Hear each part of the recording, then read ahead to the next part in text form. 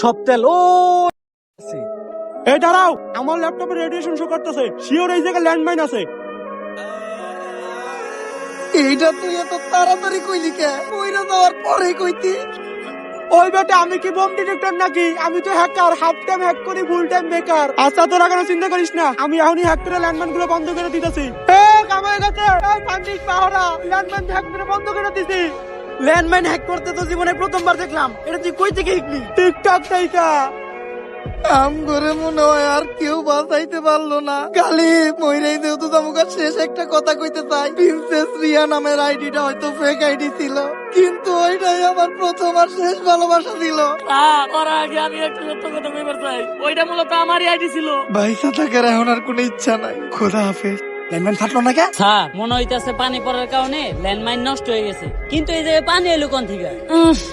মুতের গন্ধ। ও বুঝছি, ডরে মুইতে দিছে স্যারে। এই পুরা জায়গাটাই তো তেলে ভরা।